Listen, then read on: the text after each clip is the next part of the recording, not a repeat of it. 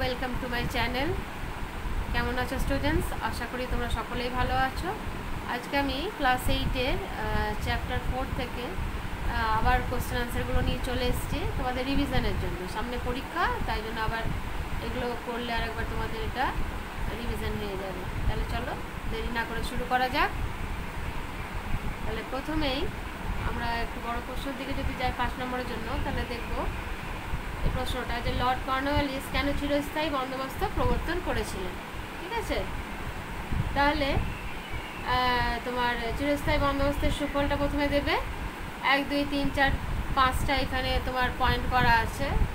প্রথমটা কৃষি ও কৃষকের ব্যবস্থার উন্নতি, দ্বিতীয়টা খাজনা আদায়ের সুবিধা, তৃতীয় ইংরেজ অনুগ্রহপুষ্ট জমিদার শ্রেণী সৃষ্টি করা, চতুর্থ সরকারের বার্ষিক আয় নির্দিষ্ট করা এবং পঞ্চম গণবিক্ষোভের হাত থেকে কোম্পানি রক্ষা করা। এগুলো তোমরা এভাবে লিখবে।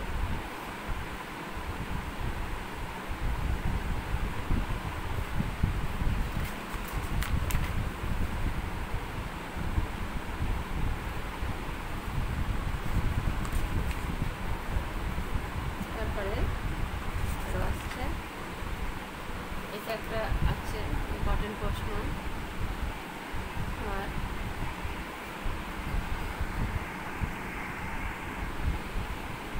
ব্রিটিশ সরকারের ভারতে রেলপথ বানানোর উদ্দেশ্য কী ছিল? না, ভারতের গভর্নর জেনারেল লর্ড ডালহৌসির আমলে 1853 খ্রিস্টাব্দে ভারতের প্রথম রেলপথ বানানো হয়। ভারতের রেল ব্যবস্থা ছিল ব্রিটিশ শাসন অন্যতম প্রতীক। উদ্দেশ্য কি? না, ভারতের রেলপথ বানানোর পিছনে ব্রিটিশদের অনেক উদ্দেশ্য ছিল। এখানে 1, 2, 3, 4 চারটে এখানে দেওয়া হয়েছে কারণ যে বিভিন্ন প্রয়োজনে দ্রুত সেনাবাহিনী পাঠানো, রেলপথ স্থাপনের মাধ্যমে ভারতে ব্রিটিশ পুঁজি উদ্যোগে প্রসার ঘটানো, ভারতে বাণিজ্যিক সুযোগ সুবিধা বাড়ানো, ভারতের বিভিন্ন অঞ্চলের সঙ্গে বন্দরগুলির সংযোগের মাধ্যমে মালপত্র আদান প্রদানের সুবিধা করা। অর্থনৈতিক উদ্দেশ্য এখানে দিয়েছে, দেখো প্রথম, দ্বিতীয়। রাজনৈতিক উদ্দেশ্য দুটো।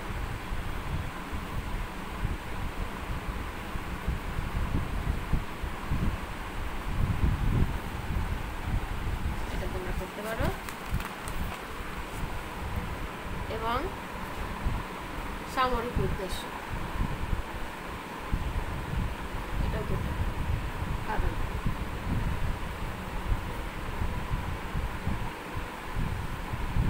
ঠিক আছে,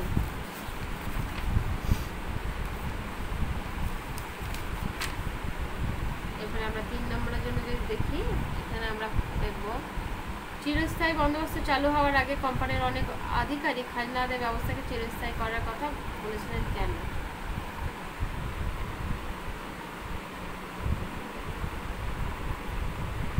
লিখতে পারো। সূর্যাস্ত আইন কাকে বলে এটা আমরা আগেও আলোচনা করেছি।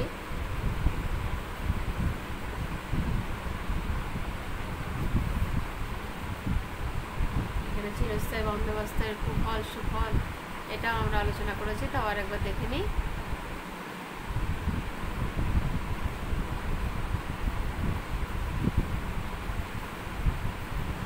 এখানে এটাও বলা হয়েছিল রাজবাড়ি বন্দোবস্ত কাকে বলে, মহলবাড়ি বন্দোবস্ত বলতে কি বোঝো,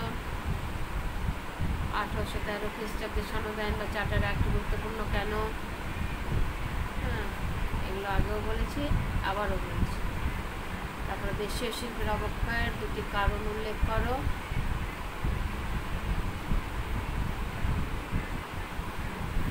এভাবে তোমরা বারবার করলে তোমাদের রিভাইজ হয়ে যাবে।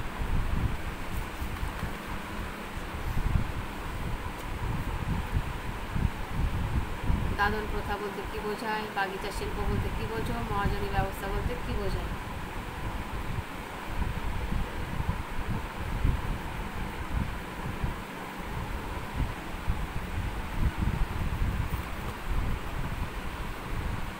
কৃষি বাণিজ্যিকরণ বলতে কি বোঝো? বাণিজ্যিকীকরণ বলতে কি বোঝো?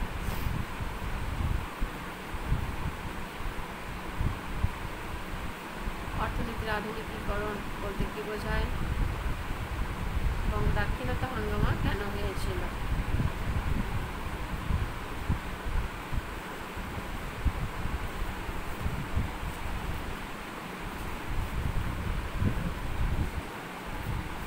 আগেও বলেছি এটা খুব ইম্পর্টেন্ট। অবশিল্পায়ন বলতে কি বোঝো?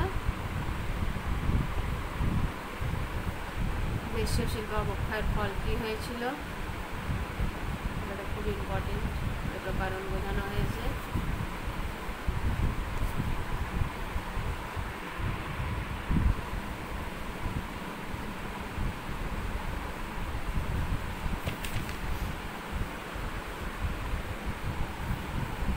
তারপরে তোমার আছে সম্পদের বহির্গমন কাকে বলে বা ট্রেন থিওরি বলতে কি বোঝায়? খুব ইম্পর্টেন্ট এটা।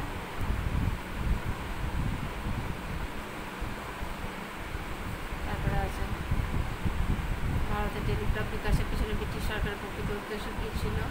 এটাও খুব ইম্পর্টেন্ট।